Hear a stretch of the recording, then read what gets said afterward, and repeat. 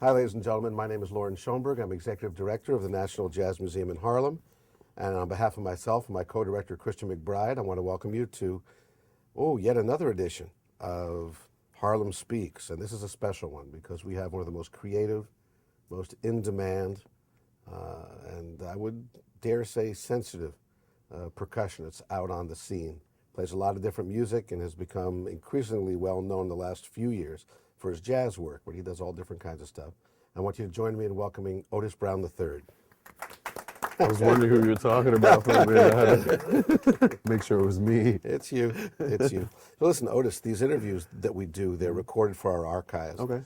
And some of the questions that I ask you might seem as though they're either not redundant, but they're kind of obvious. But again, people might be looking at this, a long time from now. So a lot of the references that we make, may not even be understood. So I'd like to start with some basic information. Sure. Where and when were you born?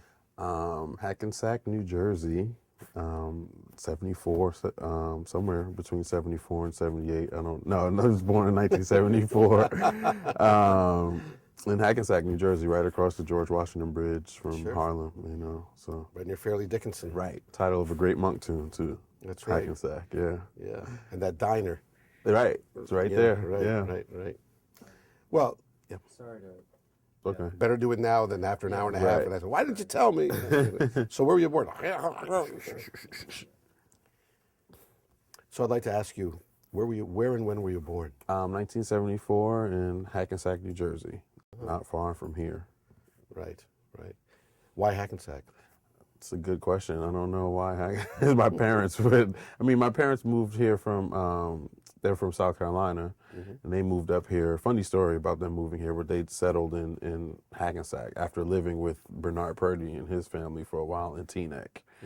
And then they moved on their own to Hackensack, and I spent probably the first, from when I was born up to about age 11 in the Hackensack area. Then we moved to Newark, New Jersey. Well, tell me about your parents and what were their names and how did they meet? My dad, Otis Brown Jr., I'm the third. I'm actually the fourth. For some reason, my great-grandfather isn't in the equation for some reason, but I'm the fourth Otis Brown on that side. And my mom, Dr. Norma Brown now, but she was Norma Jean Fair when they met in college. And they met at South Carolina State, with college, now university. And they were both music majors, music education majors. My father, percussion, and my mother, classical piano and choral majors. So they met in that department there and fell in love, and here I am some years later. You mentioned that the family's from South Carolina? Both families? Both families. My mother from a town named Anderson, closer to Georgia, and my father from a small town called Summerville, South Carolina. And when I say small, like they didn't get like paved roads until like the 90s when I was in high school. I remember I went back one summer, it was like, oh, they paved the roads. Up to then it was dirt all my life. So. What's your mom's maiden name? Fair, Norma Jean Fair, and now she's Norma Fair Brown. What was that? How was Fair spelled? Fair. Oh, just like Fair. Fair. Yeah. And how was it that you became a classical pianist? That's a typical thing for any young woman in that era. Yeah, especially. But my grandmother and family was really heavy in the church. So my mother, I think all her siblings had to take piano lessons. Like it was just what they had to do, and it kind of stuck with my mom. And she had to learn a lot of the hymns that were in the African American church, and she knows a lot of them. She still knows a lot of them, very obscure ones that people don't sing or play anymore. But she just gravitated towards it and had some ability, and her mother nurtured it. She studied piano with a private teacher. I think there was a member of their church actually, and played through high school, went to college as a piano major. So.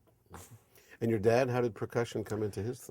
That's so weird. I don't know, because nobody else on his side of the family is really into music. His father, my grandfather, was totally like a jack of all trades. He did roofing and worked at the lumber mill that everybody worked at and all things like that. And my grandmother, was a housewife, pretty much raised. I think with my dad, there's 8 or 9 of them. So he was the oldest. So not much music in his family. In some kind of way in elementary school, there was a band program. He learned it and gravitated towards it. And it's funny, I remember going to visit my grandmother in the summers and, would meet some people that knew my dad when he was growing up. And they were like, he would be out here playing the drums and the whole neighborhood would be dancing. He would set the drum set, because they had like a little one square house kind of. And when he practiced, everybody could hear it. So, the people would get used to him practicing. Or he played like a lot of funk stuff, like James Brown kind of stuff. So they all remember how it would sound in the neighborhood with him practicing all the time. So So by the time he went to college, had he branched out to be like a percussionist, or was he pretty much like, a drummer for bands and just doing the percussion thing just to get through school? Yeah, he did percussion stuff just to get through school. He was really a drummer for bands. He actually, when he got to college, like his freshman year, he ended up like doing some chitless circuit tours with James Brown. I actually have pictures of it, which is crazy, all crackled, black and white.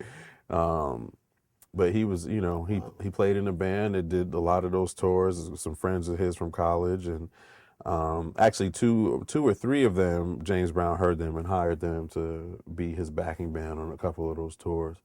So drum set was really his thing. I mean, he was amazing, like in drum set and like snare, like rudimental snare drum stuff. He used to go to those rudimental competitions and stuff like that.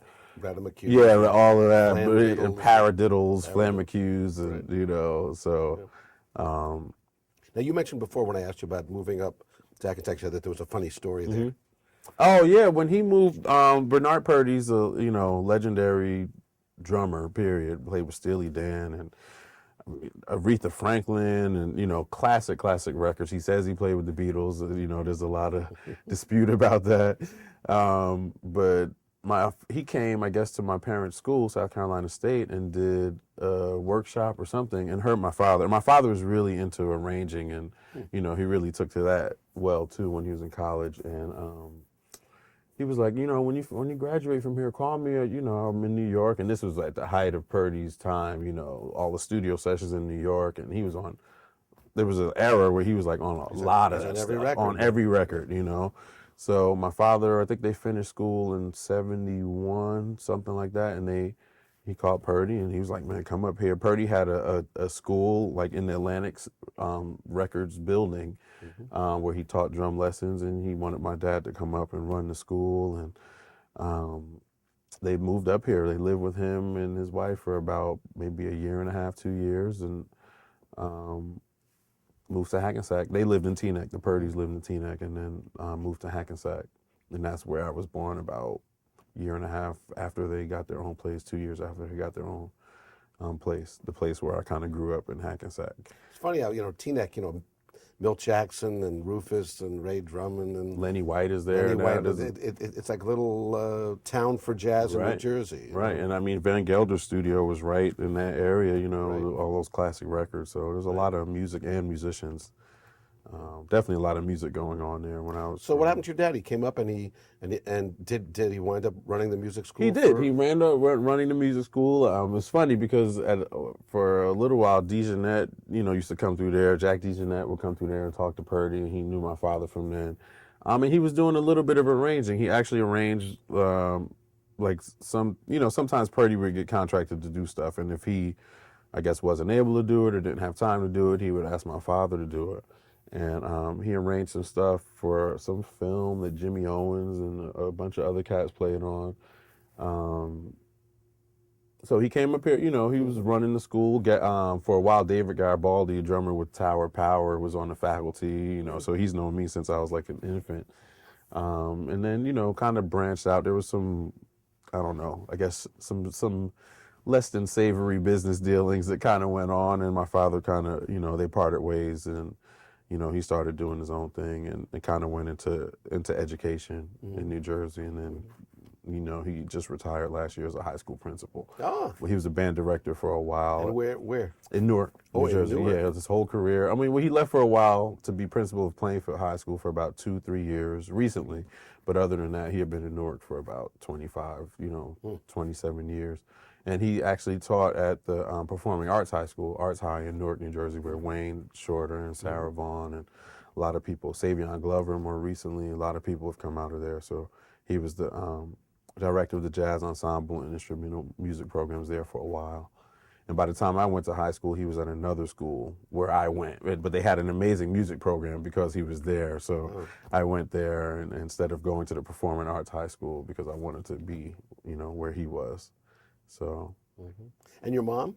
My mom, similar story. I mean, I think my mom always wanted to teach. My father, I feel like he, kind of wanted to do what I do, but I think I came along a little sooner than they anticipated, right? So he was like, okay, I need some regular paychecks coming in here, and went to education, right? But my mom, I feel like she's always been the teaching type. So she also in Newark, she's actually principal of Arts High School now in Newark, yeah.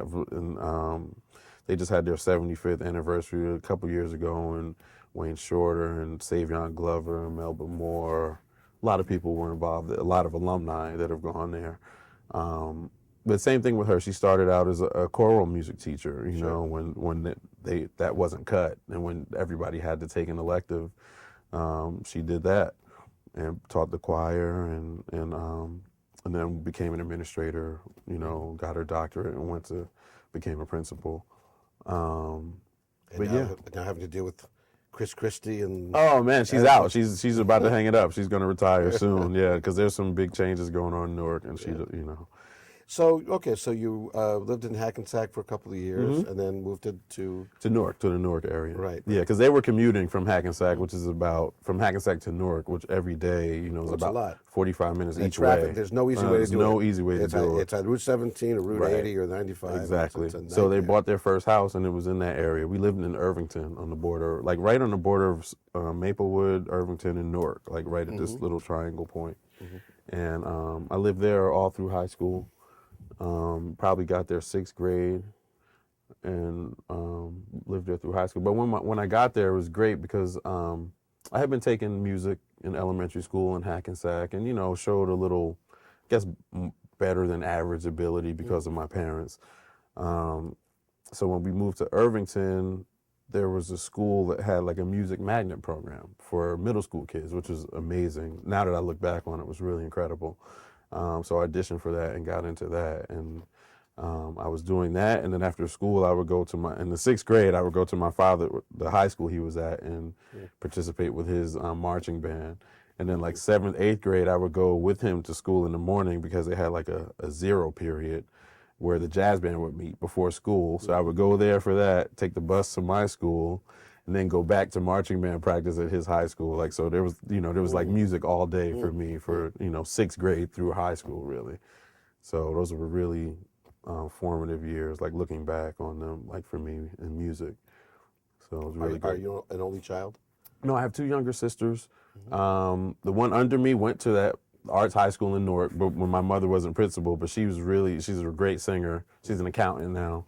But she has a beautiful voice and knows theory and everything, like, and then the one under us, she kind of rebelled. It's like, I don't want to do anything in music, so she didn't really do much in music. But I have here, they're both, my youngest sister is 10 years younger than me, and then the other one is about 5 years younger than me, I think, something like that, yeah. So how did you get, is it a case of like, when you were in the crib, playing drums? I mean, how did it actually happen? I guess, there's definitely stories of me playing pots and pans and, totally gravitating towards my father. And it was like I don't know what it's called. It was a 2-family house though, the kind of duplex, 1 family on each side. And it was rather small, living room, kitchen, like a little room where we had a TV, and then upstairs we had like 2 bedrooms and a closet, or a room that was big enough to fit a crib in. I remember because my sister was there for a while. But in that little living room, my father had his drum set up, and my mother had a piano in there. So, I was always doing something with it, tapping on it and playing on it. And my dad used to play at my church. He had drums at the church, so sometimes I would sneak in and he would let me play on a song and, here or there. And I remember I was 12 and I got to play the whole service, and I was like, wow, I've arrived, I've had some students and met younger musicians I remember one of them like was doing some great showman stuff, and I never associate like when I think of showmanship, I think of Gene Krupa or Right. Big Sid Catlett or I don't know, like the drummers of those days who did all this stuff. And so this young cat was doing it. I said, where the heck did you? And he said, playing in church. This is all, And I think that I guess there still is. I mean, that's where a lot of people learn to play, and a lot of people get the foundation. it's amazing. I mean, especially like for me anyway, in the African American church, like Right, you that's what I'm learn talking about. so much, and I mean, even you learn a lot like about call and response, the way the pastor or the preacher relates to the audience, and and that definitely gets in you. But in terms of the music, you learn like duple fills and triple fills and long nines and short threes. Things sometimes today when I play in church and I hear those hymns, I was like, wow, man, this is something I just do thinking about it. But when Right. like I'm playing in nine right now and have to think, long phrases and, there's so much training, especially for drums and piano players that you get. One of the weaknesses I think a lot of times is that, unfortunately, a lot of church musicians don't always learn how to read or don't, you know what I mean? They just learn things by ear. But, some of those people are some of the most amazing musicians I've ever heard, and I think I'll ever hear have been in like churches, Well, the reason I mentioned is it's interesting. Most times, I think that kind of background and that kind of feel is thought to be something maybe from the much earlier days. Right. And like, well, then this happened and all this kind of stuff. But I think it's fair to say that now it's still It's very much it's very prevalent relevant where now. people get there. There was let me ask you a question. Like, let's say that we were to take playing for church and playing jazz. Right. And we laid them on top of, well, maybe talk about church when we say that we laid them on top of each other, but we compare them, Right. and we look for where the intersections are. First, start with where the intersections are, and then tell us about what's different. Man, it's hard for me to separate the difference. I mean, the intersections is definitely like, especially with a lot of, in my opinion, like the older hymns and stuff like that, the way the chords move, the way the progressions move, you hear a lot of that in jazz, more than people would think. A lot of feels, like a lot of meters or time signatures, the way grooves are felt, in layman's terms, definitely have influenced jazz, I think. But a lot, I mean, I guess the biggest influence would be the harmony and the the song forms that have kind of brought their way into jazz. And I mean, it's the same thing with blues, in my opinion. Like this, you talk about a guy like Ray Charles, and when he was playing, I mean, it was all church based. He might have changed lyrics, but to me, when I hear Ray Charles, I hear church. He can be singing about anything, Right. and it's church to me. So. Trying to differentiate between the two. I mean, of course, the swing field you don't really hear in church, but you do. In terms of shuffle, like, Well, yeah. that's jazz. You know what I mean? And that's pretty much the found. 2 and 4 is all there is in church. Right. It's hard for me to differentiate between the two. Actually, it's hard to separate them because they're so intertwined and on so many levels, I think. Also, like sometimes like when a band's going into a shout chorus, especially like in a more traditional kind of thing, and the drummer goes like ba-doom, ba-doom, Right. and playing on the backbeat like that, and I say, I'll bet you, I wonder if the first time like that was ever done, or that rhythm came around in the world, Right. was in an African American church Right. somewhere down south, I'm sure it was, in the 19th century or something like that, and that's where that came in, and and the high, it just. That's all. I mean, I whole thing, and I it's- totally believe the drum set. I mean, because it's an American invention. The drums as the set of drums.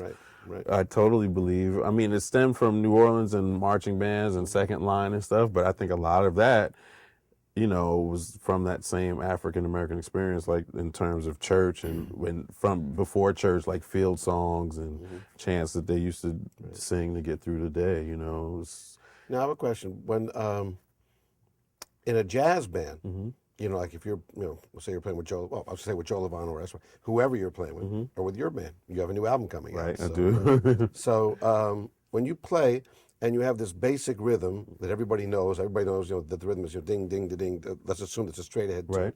As a jazz drummer, it seems like, that sometimes like you come in, not you, but a drummer will come in like against the grain almost, of course. I mean, that's what's been going on for decades Right. now. Kind of like against the grain. So we all know the time is here, and now I'm going to be like I'm going to be doing, all this to it. And we're all Right. sitting there going like this. Now, in a church situation, are you allowed to do that? Is Not- that appropriate, or are you just more like a? Not as much, I don't think, because and I guess in jazz or say in a band that I would play in, like everybody's rhythmic vocabulary is probably a lot different than the layman or the congregant in church, So you have a bit more responsibility, almost similar to playing like in a party band where you're responsible for people dancing. You can't really do a lot of different things with rhythm and people like, oh, where's the beat? They'll all fall down. Yeah, they'll all fall down. Similar in church, I mean, you have definitely, especially in modern church, contemporary gospel is like a whole different thing than what we're talking about now, but musically. But you still have that responsibility, like if the whole church is singing a hymn, I can't come in and play on the offbeats just because I want to. I think it would sound nice, and everybody's trying to clap with each other. It doesn't work. So there's definitely more restrictions in that regard. There's still a lot of freedom, but not as much as playing jazz, I think. Last question, just on the church playing. Where does the freedom come in church playing for a drummer? For a drummer, I mean, there's moments in certain songs where there's freedom. There's sections now where they even have solo sections. I think a lot of freedom for me, in my opinion, comes between like the way musicians respond to a sermon or the way a preacher or whoever might be preaching. There's a lot of freedom there.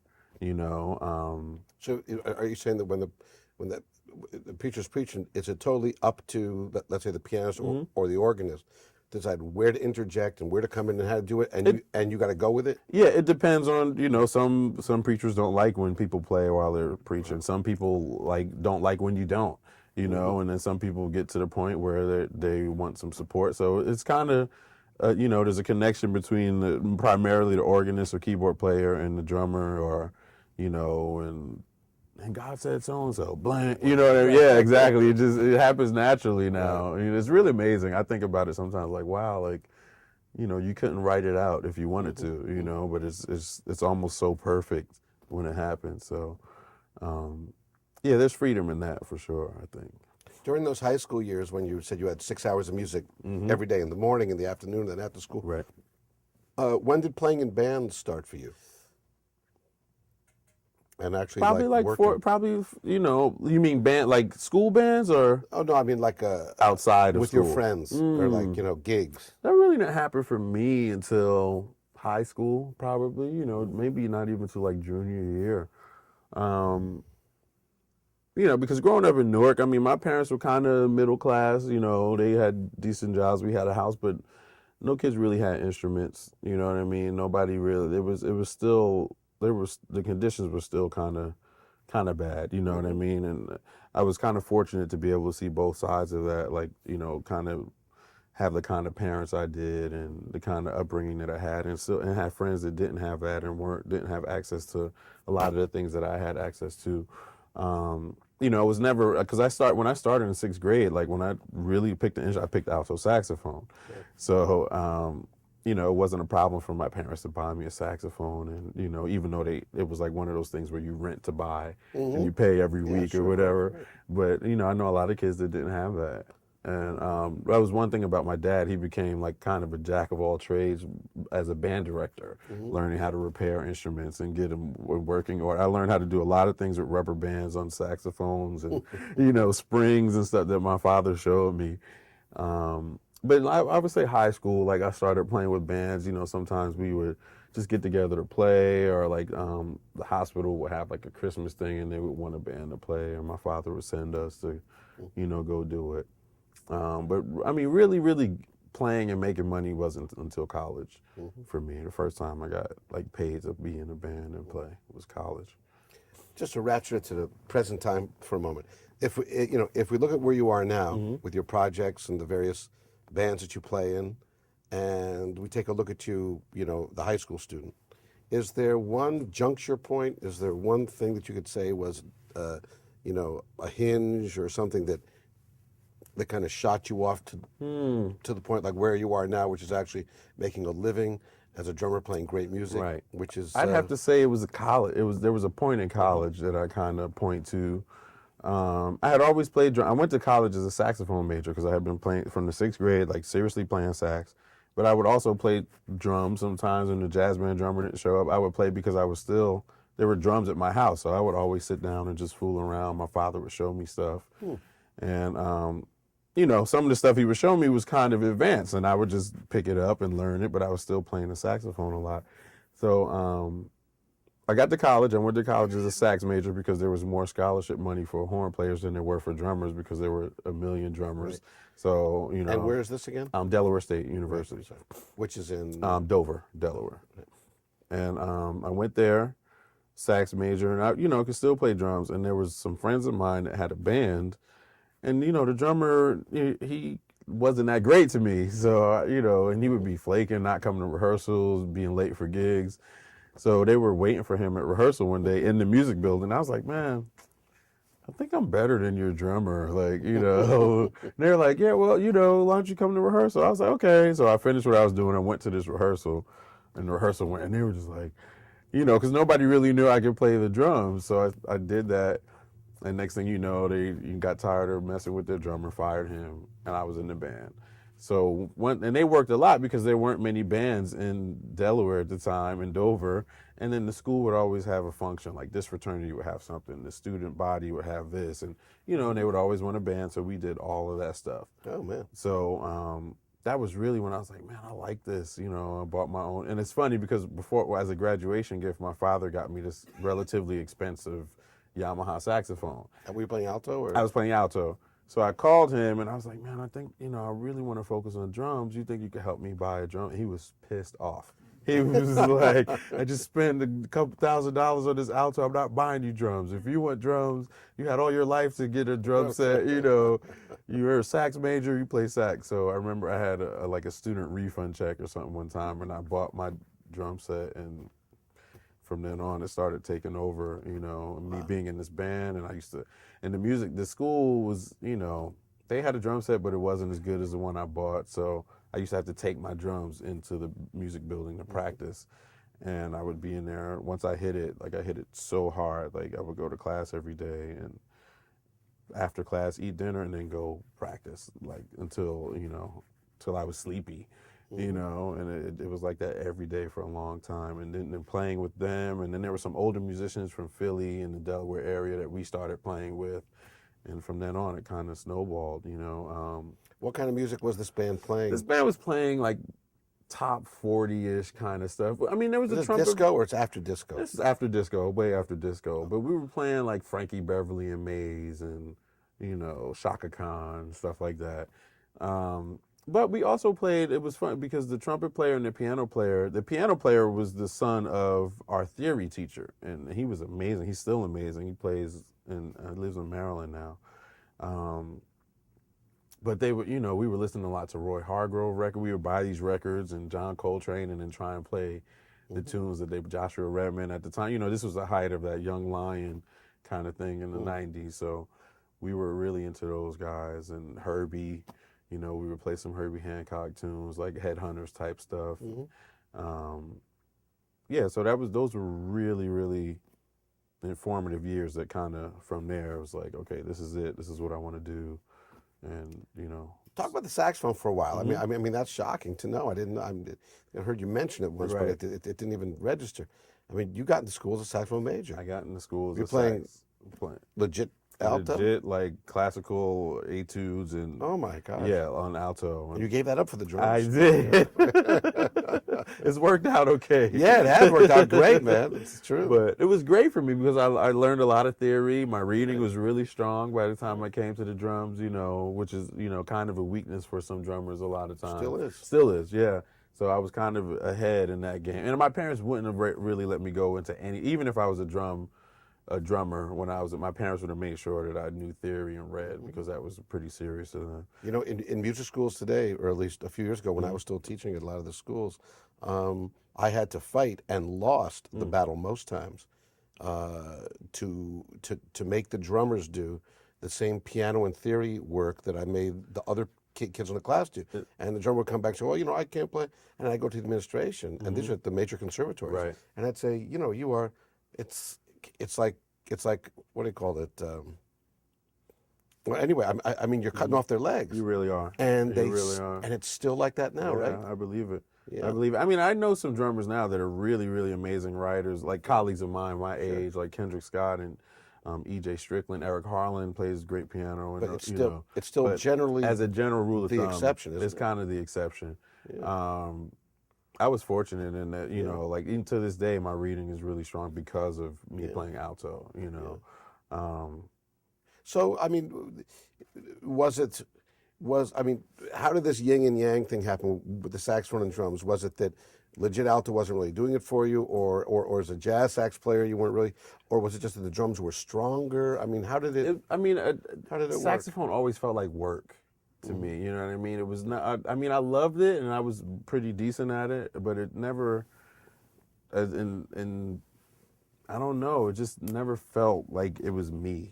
I can do it, I guess, because I used to practice so much and work on things. But you know, and then like if I spent the same amount of time on the drums, I started realizing like I would progress so much faster than playing the saxophone. You know, and it just felt more natural, and you know, it seemed like it was in there more than the saxophone was. So it started taking over. The drums kind of started replacing the sax. I loved it, you know. Yeah, it was, I don't know. I didn't like my embouchure beats. You know, there's just so many things that felt like work with the saxophone and the drums. I would do it and not even realize 6 hours had gone by. You know what I mean? And whereas on the sax, I'm like, okay, got to get in a few hours today, and I'll be looking at it like, oh, you know. Yeah, right. So That's interesting because, you know, the drummer, in case you didn't know, the drums play all the time. right. And the sax plays, you know, in most bands, you know, the saxophone plays some of the time. And, you know, as you well know, the drummer, I guess, is really like, you know, he's sitting I always think of the drummer like in a big truck or something like that. And that's really him or her. Right. And, you know, the rest of us are either the wheels or the hubcap or something like that. But, you know, but you're the engine of the thing. I did love though. I used to love playing like ensemble parts. Like there's something I miss about like being in the saxophone section and hearing like the trumpet note against the notes I'm playing or how they cross or intertwine.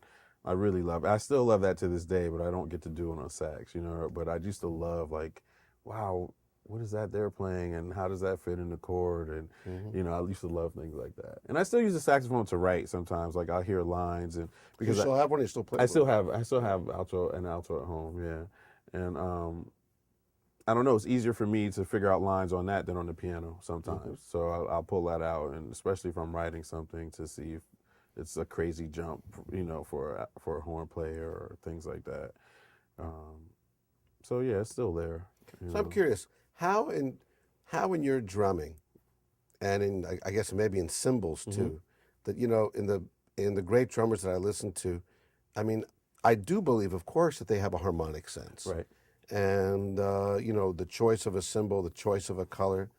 How does your how does your harmonic sense come out behind the drum set, and how do you I think express that? This is a great question. I think my playing is more melody based than just a drummer that doesn't have the harmonic knowledge or you know melodic instrument knowledge that I have.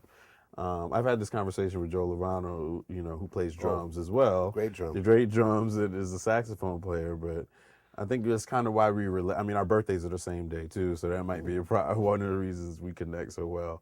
But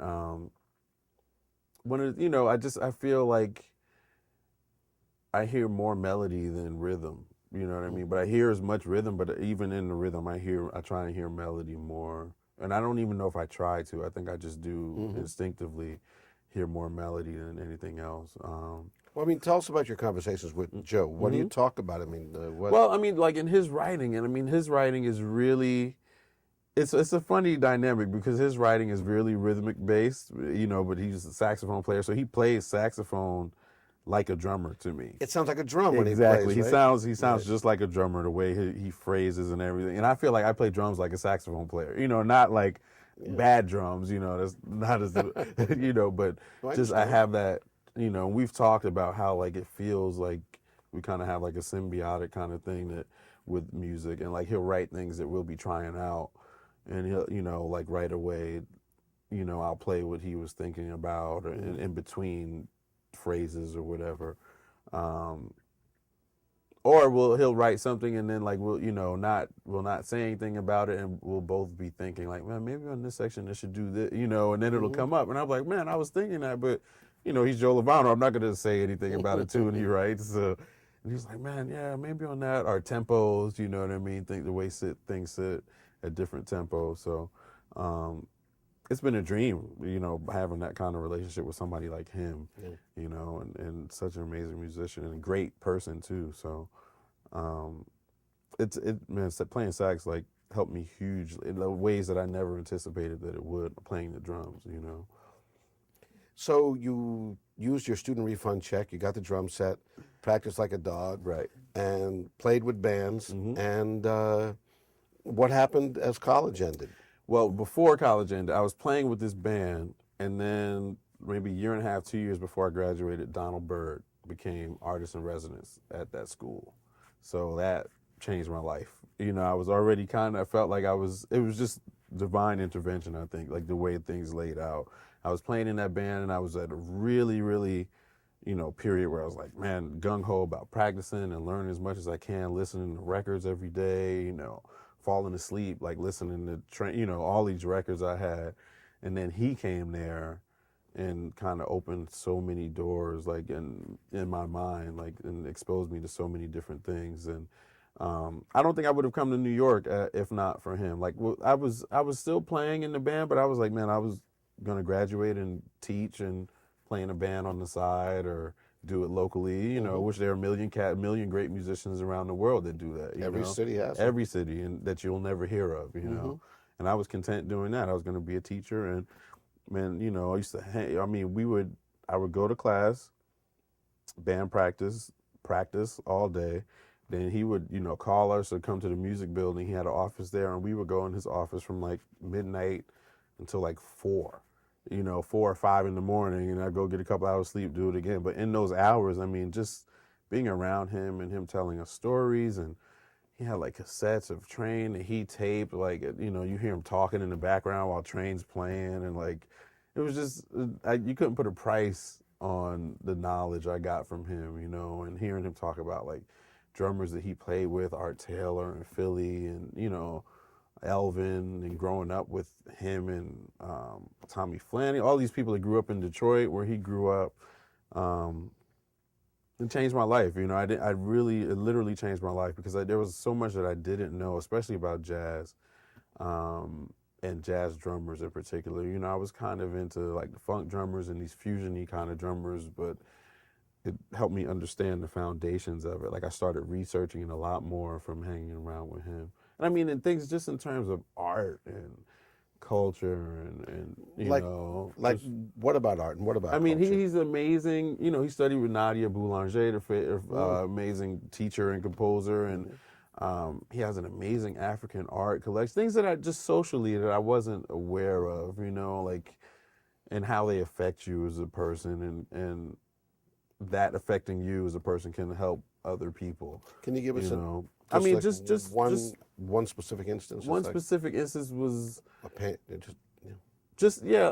remember one time he asked me if there was a museum there that had an exhibit, and I think it was an African American art exhibit from slavery to now or something like that. And he asked me if we were, and I was like, oh, no, I don't want to go to that. And he was like, man, what do you mean you don't want to go to that? Why would you not go to that? This is who you are. You know what I mean? Things like that. Like this is your history when you're learning about this music, and all of these guys that you listen to were so cultured. This music was happening during an amazing era in American history, and a lot of these people, we would talk about was like art, and are you going to see this play, and are you going to see, you know what I mean? And he's like, you have the opportunity to do that, and you're saying you're not going to, so things like that, happen a lot.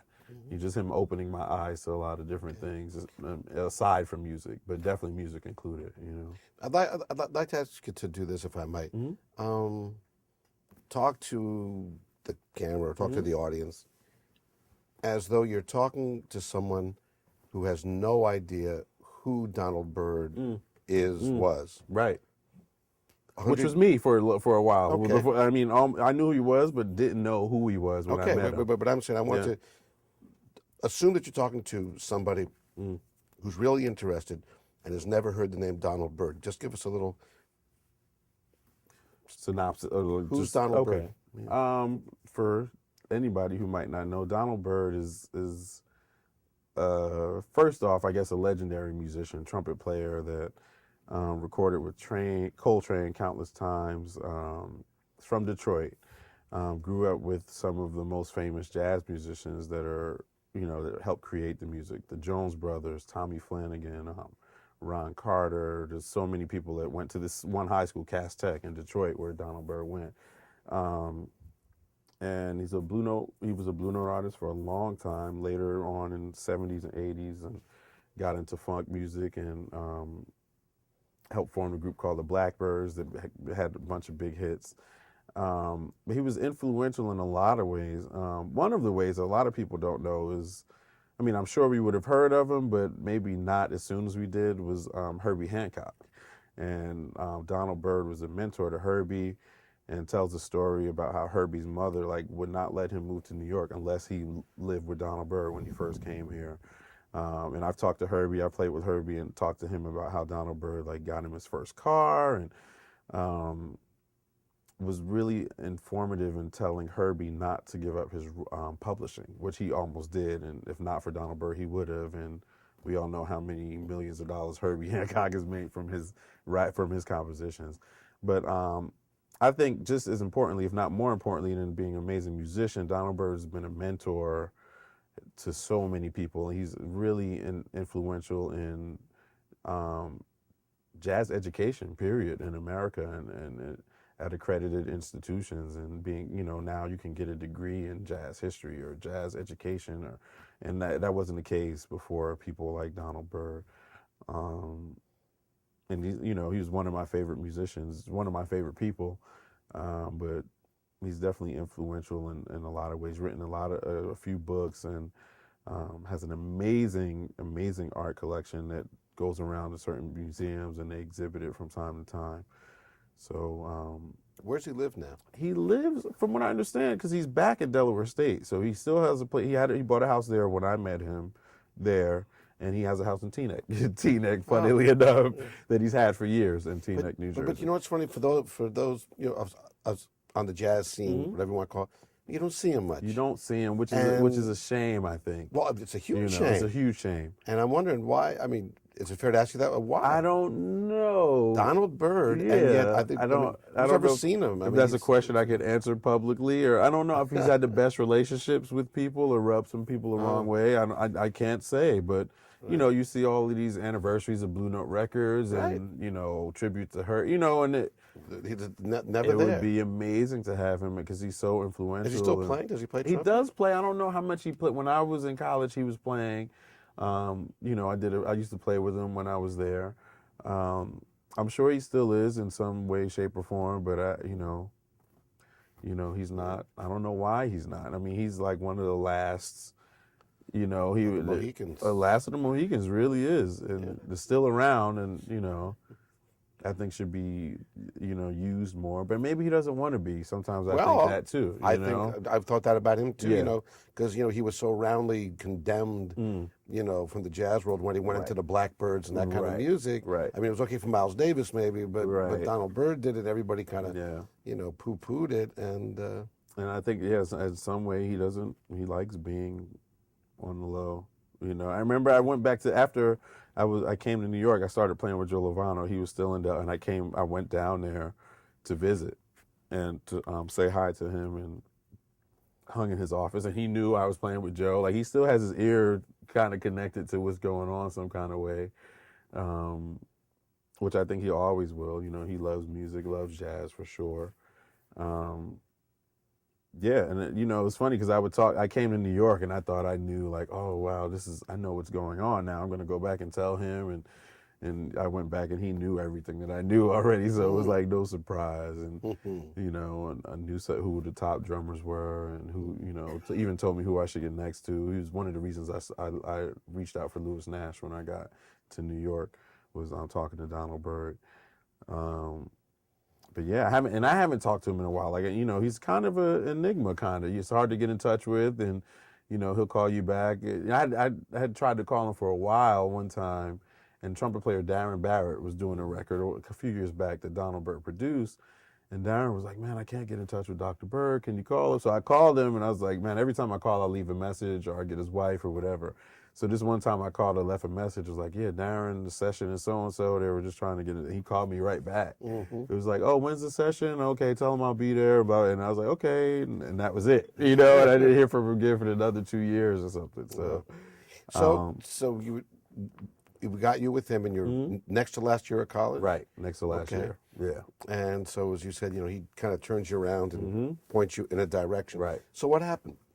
He suggested, you know, he's like, man, I guess he saw something in my playing or heard something and suggested that, you know, you might want to try and have you ever thought about doing this? And I was like, man, I didn't know. Yeah, like, you know, locally, I was just going to know. He was like, man, do you ever think about going to New York and trying? And I was just like, not really, you know. And he was like, you should. And he kind of planted the seed. And after that, I really started giving it consideration. You know, I talked to my parents about it, and they were like, you know, yeah, whatever, we'll help you as long as we can.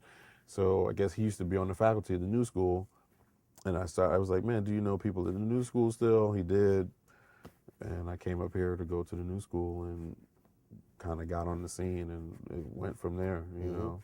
And I met Joe, first year at the new school was probably 98, I guess. And I did like a Monk Institute camp in Aspen when the Monk Institute used to have a relationship with Jazz Aspen. And I met Joe Lovano at that camp. I auditioned and got into camp over the summer, and that's where Joe heard me. Oh. And then the next, you know, he heard me there, and we did a concert, and my friends were like, man, Joe was like really checking you out, like when you were playing. And I was like, oh, get out of here. Like, Joe Lovano, please, you know.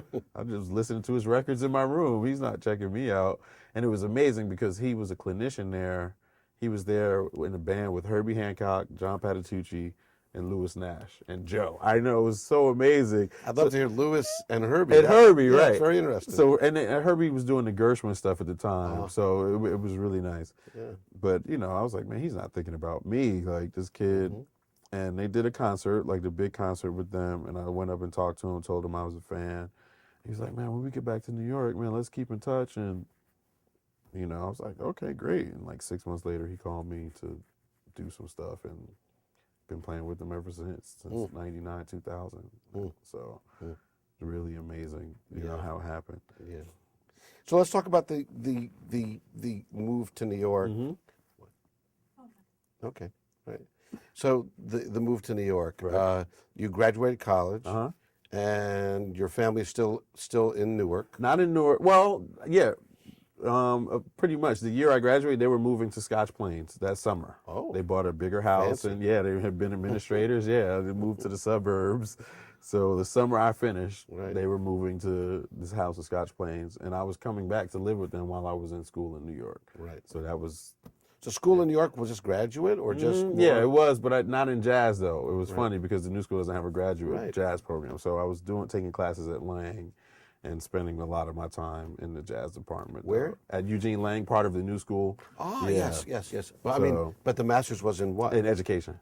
Oh, okay. Yeah. All right. Yep. So it was music ed undergrad, and then, but I knew I wanted to play, and you know, I kind of, Donald Byrd had the connections at the new school, so I didn't really research any other schools because I probably could have gone to Manhattan School or some Queens College, somewhere else that had a graduate program. But it worked out great, me being at the new school, because, you know, I kind of met some peers that got there at the same time and some people that, you know, are kind of relatively big names in jazz now and music now. So, like who? Robert Glasper, piano player. We went through a little orientation thing together, new school. Bilal Oliver, who's a great singer, he was coming in. Mike Moreno, guitar player from Houston as well, was coming in that same, and EJ and Marcus Strickland, the twins, were all like same time we got to New York. And I was a little older than them, but, you know, I was accepted as part of the gang and kind of grew up with them. But there were so many people at the school, like a couple years ahead of us, like John Ellis, and amazing saxophone player, and Is this on Fifth Avenue or on 13th Street? this is on 13th. They had just moved to 13th, like not far before that. Right. Arnie Lawrence was still there at the time, and the faculty there was what really drew me. You know, Reggie Workman was there, Joe Chambers, Cecil McBee. Me. Yeah, you. Okay, I'm sorry. Okay. Larry Goldings was there. No, it was Billy Harper. You know, great it was a faculty. great faculty. Yeah, I've always felt about the new school that for a student who goes there with great motivation and follows through and does it, it's a wonderful program. It's amazing because the faculty is You kind of can unmatched. you can definitely get lost though. You can get lost in the sauce if you're and not. people do. Yeah, But- I've seen it happen. Yes, but the people who actually take advantage of it, man, it's I mean, to have access to those people that really were formative in this music, it's unbelievable. You know, so it was great for me to get your butt kicked by those guys and have them tell you suck or why I've had a few of those experiences, but I see them now and they love me and like, man, I'm so happy that the way things turned out. So it was really great. Just in your early years in New York, is there something like that you can point to, like is like a quintessential new in New York kind of experience, or like checking out the scene, or a particular band you heard that knocked you out, or just an experience that kind of summed up, like, man, I'm not in Delaware anymore. Oh man, first of all, hearing those cats that I mentioned play, like when they were younger than me, but were amazing. They had gone to these performing arts high schools, been playing jazz or like that wasn't my story. So I was like, whoa, I got a lot of catching up with these young cats to do. But for me, man, I was a huge Jeff Tain Watts fan, like huge, from like the Winton 80s days, and he was playing kind of regularly at this place, the Zinc Bar, when I got like almost every week he would be there. And it was just like he was like a celebrity to me, So when coming from Delaware, New Jersey, like I'd never really been around the people I had listened to. So to pay like $5 and be able to sit this close to Tain while he was playing, it was just like heaven for me. I would go every week and sit literally sometimes on the floor right next to his drums and hear him play, and that was really amazing for me. And Can you break it down for us? What was it about his playing, and if you could attack it from like a general layperson's kind of thing, and then maybe even musically. There's an energy in his playing that I don't, for his generation, it was like so unique and original to me. Just the energy and like the way it felt. You know what I mean? There was something about his drumming that still is to me. Like that was amazing. I couldn't believe it. It's like, how do you do that? After having played the drums, like it just seemed impossible that somebody can have that kind of energy and the way it connected with me. And for me too, I have been a Winton fan, especially that band, and Branford fan too. Yeah. The band in the With 80s, Kenny Kirkland and Bob Hurst and Tain. That was the rhythm section for both of those cats, and I listened to so many records with them on it, and they were playing stuff that, prior to them, people of their generation, like the types of music they were playing in different, meters and song forms and stuff that, rhythmic modulations, like doing stuff with the time or the feel that was kind of advanced that I hadn't heard. So, and two, I was a huge Elvin Jones, still am. Like Elvin Jones was really like my guy, from listening to Coltrane as much as I did. So I felt like Tain was kind of an extension, like if there's like arms kind of, and from Tony there's these cats and I felt like Tain was one of the closest connections to Elvin, like a modern connection to Elvin at the time. So I really, in terms of what he played and how his drums sounded, how his cymbals sounded, there was a lot of Elvin Jones in his playing, in my opinion. So, Can you break that down a little more specifically for us? I mean, one of the most glaring similarities is that Elvin Jones plays like a lot of what we call triplets, and it's like, so it'd be like triplet, triplet, triplet, triplet. But Elvin Jones plays like that, that.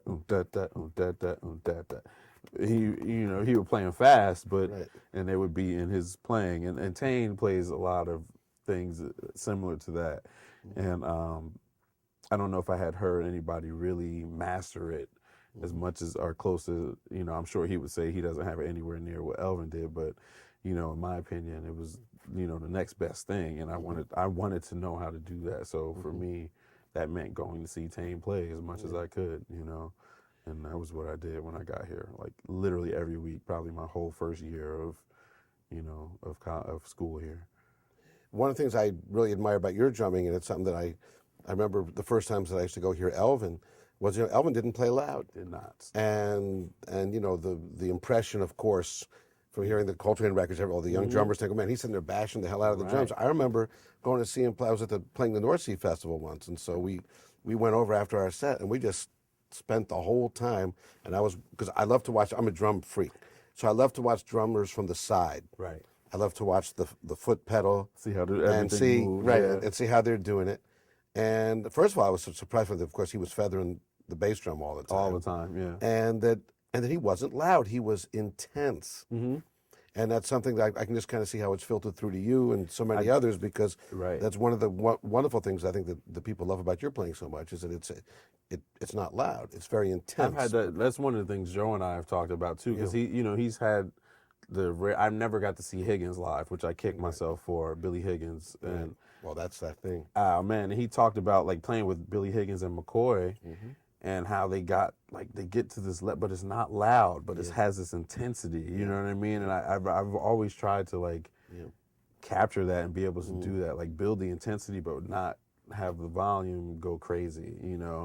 And, Joe always talks about how, I remember this one show that he talks about, he said it was like a wave and they would get to these moments and the intensity would be so high, but, he's like, you can hear everything so clearly, you know what I mean? And those cats like Billy Higgins and Elvin, that's what they were able to do. And I think it's lost now in many respects, like a lot of drummers feel like they have to play loud to build the intensity, but, one of the things I remember talking to Esperanza about this too was that she liked too was that she felt like I was able to be able to bring the intensity up but not have to play loud, which for her, she has a softer voice and she's playing bass. If you're a loud drummer, it's kind of impossible for her to do what she does. Right. So I don't know if it's something I did purposely, but the drummers that I loved and I saw them live, they kind of had that quality in it.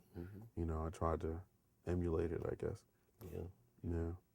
Well, folks, we've come, believe it or not, we're an hour into our interview.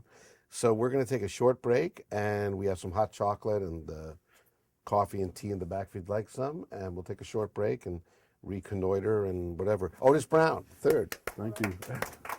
You're wonderful, man. Oh, man, thank you. Part 2 with Otis Brown the third. Continued. Part 2 with Otis Brown the third. Well, we've been delving into the past, and we're going to come back to it, but let's start with the here and now.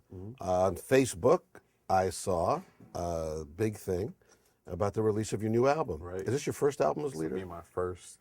Well, tell us all about it. It's called The Thought of You, and it's going to include a lot of my colleagues. I spoke about Robert Glasper earlier.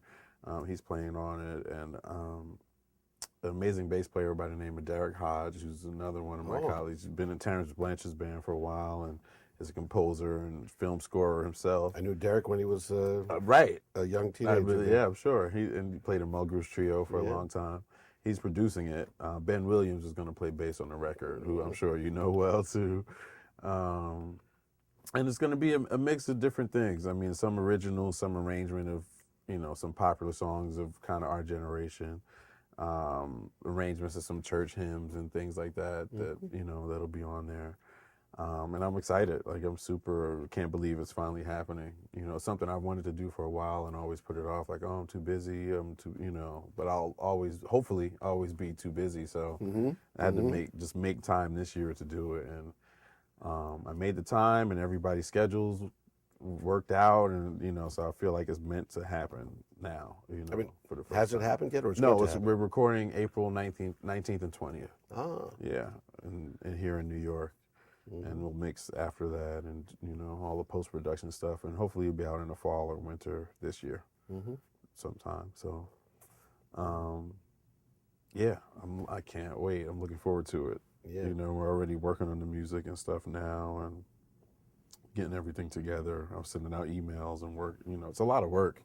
Well, So especially with those cats with those cats that you're talking about on any given day. One's in Russia, one's in Japan, and one's in Newark. That's why it was so amazing to me. These people are like this. That everybody was like, yeah, I can do it that week. I was just like, wow, really? Like, okay, so I guess I really have to do it now. Right. They took all my outs away. Nobody said they were unavailable. What does it mean now? I mean, going back to the '78 era, or for me, like my first album was an LP and all this kind of stuff, and now we're kind of past CDs anyway. Right. So when we talk about doing even these words that we use, an album and all this kind of stuff, a record, what does that actually mean in 2011? Are you going to print it on a CD? I am going to make CDs just for download. I'm going to print CDs. I mean, I don't know if I'll do a lot of them. People still buy them at shows and. But a lot of the stores, I was just at a Borders Books and Music that's closing the other day because they filed for bankruptcy. I couldn't believe it. But I'm still going to do CDs. And it's funny because, nowadays, almost like the label is gone the way of, it's like dodo birds. Forget it. Right. So I'm doing one of these Kickstarter campaigns to raise some of the money for it. That a lot of people have been doing it successfully and funding. It's like one of the things where you can donate $1, somebody else will donate 25, and collectively adds up. I think a guy named Obama had a good. Yeah, right. It's like a grassroots funding for different projects, from films to documentaries to music. So yeah, but I'm gonna do CDs because some people will want them and liner notes. But it's primarily the way of the world seems to be digitally downloading stuff, iTunes, Amazon, or e-music, things of that nature. So I think it'll be primarily available that way. Some of the questions that I asked you, and I realized that the best answer to not the best answer, but an answer to many of the questions I asked you could be just listen to the music. In other words, tell me about Elvin Jones. So I said, well, go listen to a record, and I understand that. And in terms of your point of view as a band leader, I mean, we will listen to the music, and that will tell us. But how would you put into words your direction, or?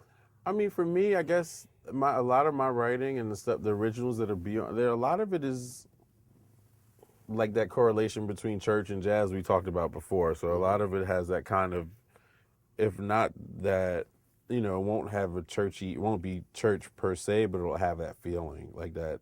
It will connect to that emotion of being in the, kind of a spiritual atmosphere. And most of the material that I'll pick over the course of the record, I mean, it's kind of about love and things that, I mean, just thoughts, you know what I mean? Like the thought of you is like my family, my wife, my kids, my instrument, my friend, you know what I mean? There's a lot of things, a lot of inspiration that come from that. So, and I think that's just the kind of person I am, kind of. So it'll definitely be, I want it to correlate to kind of that emotional connection, interpersonal kind of thing between people and spirituality and God and the whole thing, So I think it'll convey a lot of that through the music that's on the record. Let me ask you a question. The musicians, we talk about these great masters, Billy Higgins and all of them and all that kind of stuff, and Philly Joe and all that, and Donald Byrd. How do you answer this, or what's your thought about this? The music that they were playing at the time that they were playing it was part of the popular culture, and even Tanganyika Strut and all those things. I mean, they had melodies and people danced to them and people courted to them, and it was the music of the time. They weren't going back and playing something from 50 years before. And so what does it mean for someone of your generation who came up in the world that you came up with and are as musically versatile as you are, when you encounter the swing thing,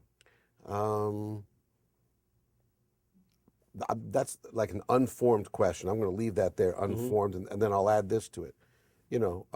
Herbie, Wayne, name them, for the most part, Reggie Workman, even all these people, they don't play that stuff anymore. Right. And, excuse me, the people that grew up listening, I want them to. Right. You know what I mean? But then they wouldn't be who they are if they did. Very true. Right. Very true. And so how do you come around to play the kind of music that maybe they don't play anymore? How do you think just all those crazy thoughts I'm throwing out, how do they bounce off of you? I don't know. I mean, because I totally know what you mean about people that are like, man, why do you still do this or do, you know what I mean? But I for me, this was music that I listened and that I loved, you know what I mean? So it's just like, I also grew up. I was in the height of the hip hop era too, when in the '90s and the '80s, and Sure. some people say the golden era because I think it's like a lot of it's garbage right now. But we even in that era, the stuff they were sampling was a lot of it was jazz stuff, like groups that I listened to, like A Tribe Called Quest and De La Soul, and these were people that were fans of jazz that still are. I know cute and a bunch of people that came up in that era that were rappers in that era that were fans of jazz. For me, I just don't see it as like, oh, you're trying to copy this or do that. You know what I mean? It's just a part of what I studied, what I listened to, and what I like playing. And no matter what I do, it's not going to be what they did then. It's impossible. It can't be. I'm not them. It's not on the radio. I have different musical influences that I bring into even when I play straight ahead stuff. You know what I mean? Or swing. So I don't pay it much attention at all. I don't even think about it. You know what I mean? I think it's all in the pot, you know what I mean, like gumbo or something, and it's everything that I've kind of listened to or consumed kind of musically kind of is in there, and a lot of that is what they played in the 50s and 60s. And I play with Herbie, we play straight ahead stuff, and he has just as much fun doing that as he does doing this pop stuff that he plays. I think more fun, honestly, but I don't. I've hung with George Benson before, and I've been in a hotel with him, and he'll be in the lobby, and I mean, just playing he imitates Sarah Vaughan and does it amazingly good. Really? It's incredible. Like he goes through these imitations and playing and reharmonizing standards.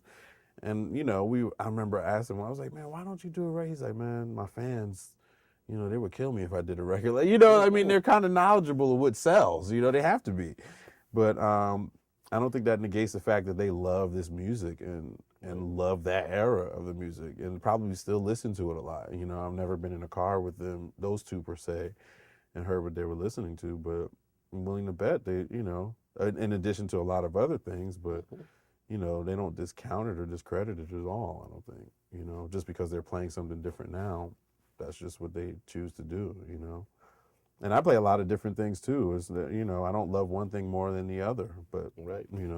And that's, I think, what's hard for the older generations to understand. I mean, I know I had to get over that hump myself till Christian McBride. My long friendship with him kind of helped guide me out of that. But who's into everything? Like, I mean, yeah, right. And it's not as though one's better than the other. And the jazz world was always just a small little thing, and to get into it in a certain way, you had to. In my era, you had to have almost like blinders on, and so everybody was so much into this one thing that it almost feels like, well, what we do is better. Right. And what I've encountered with the young musicians of the last 25 years is, no, it's not that anything's better. Right. I like this, I like that. And they can coexist in the same space and that not have a problem. was never how it was in the old days. Very true. I understand. I mean, because similar to what we talked about in the first part with Donald, being frowned upon when they started playing more electronic and groove-based stuff, Yeah. So you come to New York and you're at the New School and checking out Tane at the Zinc Bar and going for your master's in education. Did you wind up getting that? Actually? I did. I did not finish, but I'm going. I think I'm going. I know I'm going to eventually. That's so okay. yeah, I'm a dropout myself. it. But at least you have. I started working so much, it was kind of going to be in school. Kind of hard. Yeah. So you mentioned you started working a lot. How did your work thing happen? And what was like your first steady band that you were in that actually kept you busy enough to? Well, when I started working with Joe, like I started working a lot with him from the start. And what band was that? This band, it was the Trio at first, because at the time he had the Trio Fascination record out with Elvin Jones and Dave Holland. Right. So he was touring with that, but not touring with Dave and Elvin, of course, because they were probably, he was doing some stuff with them. So a lot of times, it was Cameron Brown. It was Cameron Brown and Idris Muhammad, and Idris started playing with somebody else at the time. So he called. I was in the Trio. I was touring with him, and they had a lot of work supporting that record. And it's like, wow, my first tour with him was playing Trio with Joe Lovano. It's like, oh, this is unbelievable. And Cameron Brown, So I did that, and then that was going really well. And then he was about to do that 52nd Street Themes record with his Nanette. So I went to some rehearsals for that, and Louis Nash is the drummer in that band, and Louis is. If there's one cat that's like the most in-demand drummer, it might be Louis Nash, So he wasn't around to do a lot of that stuff. So I ended up, I went to the rehearsals for the record. I went to the studio session. I didn't play on it, but I was there.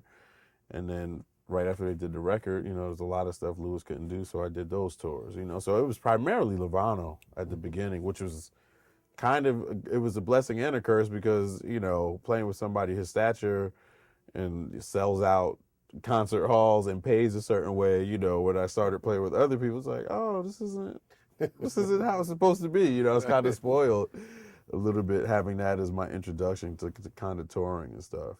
After Joe, I used to work with Oliver Lake a lot and his big band. He had a big band. We did a record and used to play and do gigs around New York and, drivable distances away from here. Now he's another New Jersey, right? Mm-hmm. He's in Montclair, New Jersey, yeah. What, briefly, how would you explain Oliver's big band? Wow. This is wow. That would be, it would totally be wow. It's like nothing I've ever heard or ever played or have since. You know what I mean? Like his approach to music is so unique and different from a lot of other people, Yeah, it went from everything to like things with like New Orleans type grooves and like slow. He had a song called 63 Impala that he said, he just envisioned himself in a convertible sitting, and it was like just straight ahead tune with these great horn stuff written, and then there would be like charts with like squiggly lines and triangles, and then it would have a key at the bottom, you know what I mean, telling you what that meant, you know what I mean, and it was so open and loose at sometimes and really concise at others, so it was really, really great, that was really my first experience, playing like kind of avant-garde type stuff, playing with him, and Bakita Cow was in the band doing Eubanks, Marty Ehrlich, and, a lot of cats, Jorge Sylvester, John Hicks played with us a lot and played piano in that band. Mark Elias was on bass. So it was the first time where I really had, I had a certain kind of vocabulary, but it kind of made me change it, and be able to express myself differently, you know what I mean, which was amazing, just having, I miss it because I have, he's tried to get me for stuff and I haven't been able to do it in the last few years. So I kind of miss having that kind of playing experience, It must have been exciting being around someone like John Hicks. Oh man, I mean, because I got to do that with him, but before that I was, the stuff with the Joe's Nonette. I used to spend a lot of time with John, and then playing a rhythm section with John Hicks and Dennis Irwin, and like me as this young drummer, I was way not ready for it when it happened. I remember the first gig I did with them was at the Regatta Bar in Boston, like for a week or something, and I knew the ranges, but it was just I hadn't had a lot of that kind of music under my belt. We talked about Mel Lewis and a lot of that stuff I hadn't been that exposed to. Sure. And it's a different kind of drumming to be able to play that kind of music. Totally different school. But it was great. It was so educational. I got my butt kicked a couple nights, and I remember Dennis. He was like, man, you should come by my room. He was so cool about it. He's like, man, we should check out some music, and like and knowing that. Yeah, exactly. He's such a sweetheart, man. I miss him to death. Yeah, I can't believe he's gone. Yeah, I miss him. But he brought me to his room, and we checked out a lot of stuff, and and it was just such an education being on the road with them, and especially John Hicks, like play ballads with him, and every night he and Joe would play like a duet, like Lotus Blossom or. Man, it would almost bring tears to my eyes. Like every night, just hearing John Hicks and Joe play a ballad every night, it was really great. Yeah. So what else? So you mentioned Oliver Lake, and what are some other the highlights of your associations outside of Joe and Oliver? Around that time, that's funny. Let me think. Joe, Oliver. I was playing in New York with one of my friends that was in school, a girl named Tiambe Lockhart, but she was totally like R&B, neo soul kind of singer. But we were kind of working a bit with her in those circles, so that was working. And then I had other friends that were on gigs that I was sub for. I had sub some stuff with Terrence. Had done a couple things with Betty Carter, like because Eric Harlem was in the band. Me and Eric became really good friends. Now I could imagine that subbing in Betty Carter's band could have been one of the most frightening things. Nightmare. Right. It was a nightmare. It was tough on the regular people. Oh man, like I remember I did a rehearsal, just one rehearsal one time, and it was like so uncomfortable. I was nervous partly, and she was just hard on especially drummers, I think, you know, so she didn't like the sweeping behind, like, ballad, like, shh, shh. She didn't like that behind her singing ballads, and that was all I knew how to do at the time. I was like, So what did she want? Just to I don't know, something else. You had to come up with something like, shh, That's funny. you know, try it. I know I still did it, but really quiet, because at the time I didn't know what to do. I was like, that's how you play ballads. I don't, you know, like, so, That's funny. yeah, there were a few other people in there. But I mean, really, the lion's share of it was Lovano, but through Lovano, like, a lot of teachers at the new school, like, I guess it kind of gave me a certain kind of credibility. It's like, okay, if Joe uses his cat, then maybe it's cool for me to use him too. So I have, you know, weekly things that I did in New York for a while. I used to play trio with Eric Lewis like every week for like a year and a half up at Cleopatra's Needle. Oh. And then I used to be, man, Cleopatra's Needle was like I used to just leave my stuff there. This was before they had drums. I would play there like sometimes. I would play there with him Mondays. Then on the weekend, I would do like a jam session that Jeremy Pelt ran. And then somebody would call me for the gig there the next day. So I would leave. I was there like 3-4 times a week sometimes playing there, which was great, like getting to play that much. I mean, I paid like $40 or $30 at the time, you know, but it was fun to play. A lot of Winton would come through there a lot and sit in with Eric, you know, because they were working together at the time. Yeah, but it was just kind of making those rounds, and people would hear me play and like, oh, I have a week here in St. Louis. Can you do that? And I have, you know, just kind of started building from there. How about if I asked you this really strange question? From your years as a professional musician, to think of course, when someone asks you to be funny or tell a funny joke, then like it never works, you know, because the expectation is there. But could you think of something very funny that happened? And then could you also think of something very sad that happened? Something very funny. I have a few, but I'm trying to think, wait for something sad in terms of my career in music, you mean? Well, I can tell you something really sad that happened to me. It was so heartbreaking. Talking about Eric Harlan, who's a great drummer, amazing, I mean, one of the top drummers in my opinion, like he was the best man at my wedding. He's like one of my best friends. He was playing with McCoy Tyner at the time. So he couldn't do a tour or something like that. And I was like, excited. Like he called me. He's like, man, I'm gonna get you to sub this thing with McCoy. And I, you know, knowing how much I love Coltrane, and I had been to see him play with McCoy, had met him, but like for me to get the chance to play with McCoy Tyner was just like, you know, like angels were singing, you know. So he told me the dates. I was like, yeah, whenever, I'm cool, you know. So I talked to the management. I'm not gonna say the manager's name. So they were like, okay, great, you can do it. We'll talk to McCoy, blah blah blah. I talked to McCoy after this. Everything was set up, you know. So this tour is probably 3 weeks away. So the whole 3 weeks, I'm thinking about it, like, oh, here we go, here we go.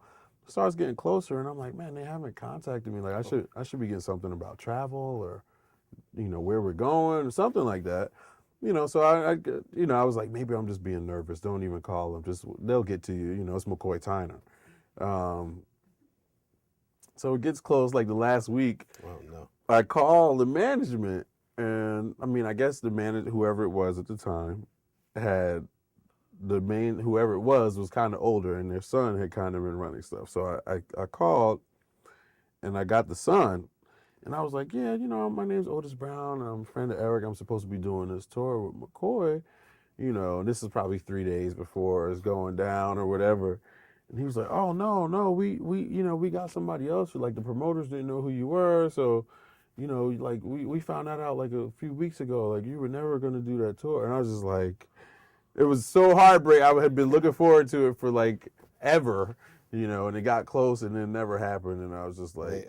And they should have owed you money. Something should have happened. At the time, I didn't know that. Like, now I would know that. Right. But at the time, I was just like, what? Like, are you sure? I thought I talked to McCoy, and McCoy said it was cool, blah, blah, blah. So I called Eric. Eric was pissed. And, you know, it was a whole big thing. And then whoever they got was a bigger name than me. So I guess they would have had to pay him if they canceled. Now, you know, whatever. But that was like one of the really, really heartbreaking stories I have. I mean, I have a few, but that was one that sticks out. Like one of those classic stories. Something really funny. I don't know. I know I have something really funny. We'll come back to it. Yeah, what happened naturally, something or that what popped in happened. my head. How about your? I mean, you have so many associations to talk about with, but I guess it's inevitable, of course, that I ask about Esperanza. Right. To begin with, what's your take on the incredible choice by the National On the Grammy win. Yeah. I love it because I despise Bieber. So it was so nice for her to beat Justin Bieber. But I don't despise him, but whatever. It's not his fault. No, it's not his fault at all. And he got a haircut. Right. It's just, you know. I'm such a fan. I just, I think it was great. I mean, a lot of people don't really, you know, I was hanging with somebody the other day who's kind of in the pop and R&B world, a good friend of mine, bass player named, a friend of mine named Adam Blackstone, who like works with Eminem and Jay-Z and all, if you see somebody on TV, 9 out of 10, he's in the band or he put the band together. And he made a good point. He was like, man, a lot of people don't realize that NARAS isn't a popular, I mean, it is a popularity contest in some ways, but it's not based on like record sales. And he was like, the people that are in NARAS that vote for Grammys are artists. You know what I mean? So most of them can recognize talent, you know, and if they see something like Esperanza, which nobody's done, you know, that kind of thing, and it's very unique, and she's beautiful, and music's great, it you know, it crosses boundaries, you know, of course they're going to vote for that. And another thing that happened too, a lot of with those big pop acts, like they kind of split them, so they have the same demographic. So they, you know, split themselves, and then the one thing like her kind of comes to the forefront. So I was elated. I was literally crying because she's like she's like my sister, you know what I mean? Like a younger sister to me. Like she knows my kids love her, and I'm not playing in this band right now with the strings and stuff, but she, you know, I love her to death. We play together with Joe a lot. I talk to her a lot. And I was literally in my hotel room crying. Like, I couldn't believe it happened, you know. And I had texted her, I sent her a text message that morning saying, you know, like saying no matter what, like, you know, you won in my book, like, you know, we love you and blah, blah, blah. And then I didn't hear from her. So I was in Chicago doing some other, just last week, 2 weeks ago. And I was in my room and I watched it and I was like screaming, like, I can't believe in the hotel. I know they thought I was going crazy. And then like 3 a.m, I heard from her, like after, you know, she contacted me after the Grammys, which meant a lot, you know, because I know she was getting bombarded with all kinds of calls and stuff. So I started crying again when I heard from her. But I'm just elated. You know, Esperanza works really hard. Like, people don't even know. Like her heart, like she's somewhere practicing right now or writing a song. Like we'll finish a show, and she'll be in the hotel, and you hear you know, all nonstop. She's music nonstop. So, for somebody like that to win an award like she did, I think it was so refreshing. You know, because those things are. I can't think of the. It never did happen. It never did happen. The closest was probably Norah Jones. You know, but Norah, as great as she is, right. I mean, this is an instrumentalist. This is different, right? And I mean, on a really high level instrumentalist. Like, you know, people have not seen like the level Esperanza can play at, in my opinion. So, I couldn't be happier for it, and all the stuff that's gonna happen from it. You know. Yeah. So, yeah. How did that happen? How did you wind up being in her band? Lovano. Through Joe. Yeah, Joe heard she was a student at Berkeley, and Joe had started doing this position there, this chair that Gary Burton created. He used to tell me, like, man, you got to hear this bass player. There's this young girl at Berkeley, like, she's amazing, but she can play. She's in one of my ensembles. And I remember, I was like, wow, I can't wait to hear her. And he's like, man, I'm going to get her on some of these gigs together. So we did some gigs together. And then, you know, we had kind of right away, we were really cool. One of the first things we did was, I think, Montreal. It was a jazz festival in Montreal that we played together with Joe. Joe, and piano player James Weidman. And we hung out up there. You know, she told me she was trying to do her thing or whatever. So we had done some other gigs, and, you know, we kind of built a relationship, got cool from there. And she was getting ready to do her first, like, label record, I guess. And the drummer she had, something happened. I don't know what, you know, some kind of way he wasn't going to be able to do it. So she called me last minute to do a gig in St. Louis for like a week at the Jazz at the Bistro. Yeah. And then it turned out that was the only week that they could rehearse for the record. So she's like, do you want to do the record? And I was like, man, I know you have a drummer. I don't want to step on his toes, so to speak. And, you know, as long as he's cool with it, fine. So I did the record. And I knew in the studio when we were doing the record, I was like, man, this is gonna be an amazing record. Like the way she writes and has appeal to jazz fans and people that aren't jazz fans, and she can sing. And so I knew in the studio, I was like, man, this is a nice record to be on. Like it's gonna do something. And after we did the record, we played it like an IJE or something. There was a buzz kind of already happening. We did the record December, IJE was January. And then I don't know if her drummer had health problems or something, and she's like, "Man, do you want to like be in the band? Like we're gonna be touring." And I was just like, "Sure, yeah. I don't, we'll see what happens." And that was it. From there, we have been playing together. So it was really amazing. She's literally like probably one of my closest female friends, like that I have. Why do you think that to this day, the jazz audience remains largely male? And the musicians, even to this day, an Esperanza or an Ingrid Jensen or a Rini Rod, I mean, just name them, they're still the great exception. Right. Why? I don't know, man. I don't know. There's definitely a chauvinism aspect in there. You know what I mean? Like I think a lot of people, especially musicians, like, I don't know. I think they see sometimes they don't give the same respect to female musicians they do to male ones. Like, or like it's a gimmick, or they like think it's impossible for them to attain the same level of musicianship that males can attain.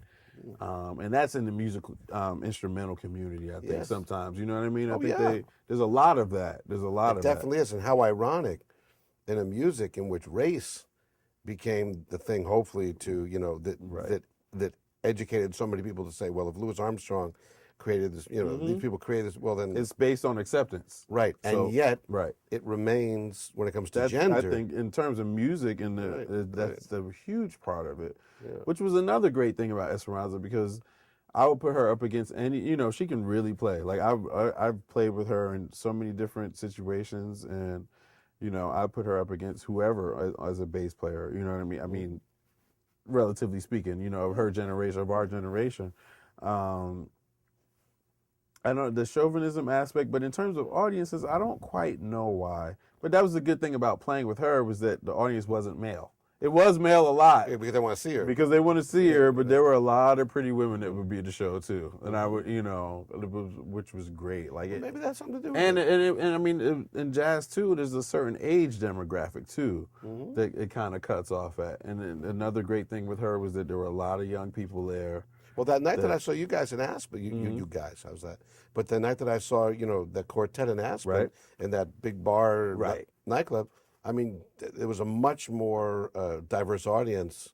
A lot of young people came out. A lot of young people, very diverse crowd that goes to see her, which I think that's why I think this win is so amazing for not only her, but for music.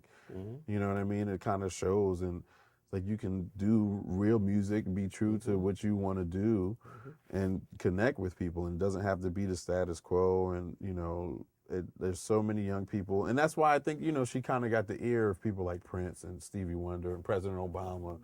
You know what I mean? It's something refreshing about her music. He took her to Oslo, right? He brought her to Oslo when he won the Nobel Peace Prize. Yeah, to play at the ceremony. She played at the ceremony and the big concert that they had that night. Yeah. So Otis, you're still a very young man. 10 years from now, or however many years from now, what would the perfect musical diet life be for you, given your druthers, whatever in terms druthers like, are? what would I like to be doing? I mean, I mean, like if you construct a year, let's say 10 years from now, what would that year be musically? I don't know that it'd be much different than like this year now that I'm about to have. I totally love doing this, and the circle of, I play with a lot of different people, but it's kind of like the same circle that comes around. So I just like those kind of relationships, and being able to have familiarity with people and their music and how they write, and So what is this year like for you? a lot of it's promoting Joe's new record, doing my record in the fall, hopefully do some more stuff with my record in the spring, hopefully do some more stuff with Esperanza and later this year. in between, different people have called me for, I play with some French musicians that call me for stuff, and I go do tours with them. And yeah, I just want to keep broadening my horizons, I guess, and doing as much different stuff as possible, as well as keeping the relationships that I have already, How do you balance it all with a family? That's tricky, you know what I mean? Because that was the thing. Like I would say the height of Esperanza's thing, but it's probably going to go to another height now. But even last year, like we were gone, like 4 weeks at a time. Come home, and we go out for 5 weeks. Come home, you know what I mean? Like it was a crazy schedule, and that's tricky. You know what I mean? It's I would get to bring them sometimes. My wife's in education, so it's hard. She can't just up and leave until the summer. It has to be August. Right, or July, something like that. That's the part I struggle with is the that's what I say is the work, is being away from my family. Like the music is, I would do that. Right. I mean, for free. But, don't tell anybody no, that. But the travel and being away from my family and, trying to be the kind of parent I want to be, not being there, that's what I say I get paid for, so that's the part I struggle with, like I have friends that go, one of my friends plays with like Usher, the big pop R&B singer, and they go on tour like a year, like literally a year, you know what I mean? Maybe come home for a couple of weeks and then they'll be on a tour bus for 6 months I was like, man, I don't know if I can do that. And luckily enough in jazz, because you would think that they do a lot better, but they don't really.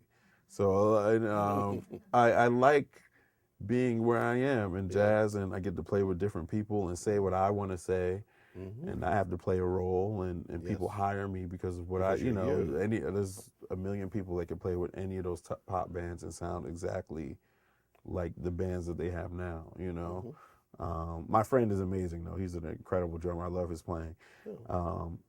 But I just feel like I get to say more of what I want to say and be more of myself doing this, So yeah, I'm kind of, if I can 10 years from now do what I'm doing now, I would be totally happy, with continuing to improve as a musician and play with different people, learn different music, because the people I play with are still growing too. It's not like Joe Lovano is going to be playing what he's playing now 5 years from now, or even next year. You know what I mean? So he's continually growing. So as long as the people that I'm around are still pushing the envelope and continually growing, I'm totally content working with people like that, for as long as they'll have me work with them, for sure. At this point in the interview, we turn it around and go to our question and answer period. So if you have any questions or comments for Mr. Brown, this is your moment. Anyone? No? Man, you just covered it all. I have a question. Sure. Can you talk about hearing this when you were in college? Mhm. I'm sorry, I don't remember the name of the trumpet player that Right. was talking to you. Donald Byrd. Hearing those stories about other musicians, was he kind of like demystifying all of these figures, and you can kind of relate to them more? Like, I'm trying to understand. Not really. I mean, because I don't know. Like I remember he played this one thing with Coltrane and Elvis, and like it broke down to where it was just those two together for like 20 minutes at a tempo, like, and I was just like, this is humanly impossible, So it didn't kind of. They were still, up here to me, but he was kind of a connection and kind of maybe made it easier to understand or to listen to. You know what I mean? I could appreciate it more from somebody who had been there and it's hard to explain really, but I think I don't know if he necessarily demystified them, because I still hold them in like kind of an angelic space, a lot of those people, but but I'll say, but the fact that someone who worked with those folks reached out to you, right. So there's the connection. There was definitely, definitely was a connection made that was connected. Like, okay, right. It's not so far-fetched for me to get to where they were, you know what I mean? Because he knows the steps it takes, and he's kind of helping me along on that same path. So I guess he made it more reachable. Like, oh, I can do this. I can really make a living doing something I really love, playing music. Why not give it a shot? If it didn't work, I can go. I have a degree in education. I can teach, but God, thank God it worked out, and you know, I guess I'm happy doing what I do. I love teaching too, though, because education's so strong in my family. So I imagine. yeah, at some point, I still do workshops at my mother's school sometimes and work with kids there. At some point, I can see myself. That's one thing I would probably do is teach more later on. But right now, I kind of love When they wheel you in the room. Yeah, exactly. Right now, I love doing what I do. So. Last Yeah. one. In terms of intensity as a drummer, Mhm. intensity versus being loud, Mhm. is that like, how do you achieve that rhythmically or? It can be rhythmically, it could be sonically, like the way you tune your drum, the way drums are tuned, or the way you attack the drums. There's a lot of variables that go into that. The amount of notes you play while you're playing behind somebody. There's a lot of different ways to kind of make that happen. I think I'm still searching, and trying to figure out different ways to do it too. But those are just a few, I think. Definitely sound sonically. And most of them are sonically, but the amount that you play. Volume's definitely, dynamics is definitely one of them, but there's a lot of contributing factors to that, I think. But wouldn't you say that also a big part of it? Oh, for sure. It has to be it's a the state of mind, for I sure. think it has to be the desire. I mean, I don't play the drums, but I think it has to be partially also the desire to do it, and the fact that out of 100 drummers or out of 100 musicians or artists, how many have the desire to get behind a drum set and do like Kenny Clark or something? Right. There's kill, yet quiet. I mean, Right. probably most of them don't have the desire. I think a lot. I learned that in New York a lot. I mean, a lot of the little gigs I would do, like at little bars and book places and stuff like that, where, I remember I had a regular gig at this restaurant called Langan's on like 47th, right off of Times Square, and we had to play so quiet, but still you still want to feel the groove and be, you know what I mean, but. I think, and I would say, I definitely would say more so than any other area, New York drummers have that a lot. Because you go to LA or other places and they're like, man, you kind of came up in New York, huh? And it's just something drummers from New York have that other people hear, like all over the world. Like, man, were you in New York? Or, and it's like, yeah, it's a badge of honor, kind of. So, it's definitely a state of mind, but there's a lot of sonic and rhythmic things that you can do too, to kind of achieve that, I guess. Well, I think it's become very obvious. Two things become obvious. A, you're a wonderful interview because this time has gone like that. I mean, I felt like I could sit here for another, we've been here for 15 minutes. Right. And the second thing is that I think it should be clear to everyone here tonight and everyone watching this recording at some time that the reason that people call Otis Brown III, I guess, is because of who you are. And I guess the music just follows it. And it must be a wonderful experience to make music with you. Thank you so much. Thank you. Appreciate it. Thank You're you for welcome. having me. Thank you Let's hear guys it for for Otis coming. Brown. Appreciate it.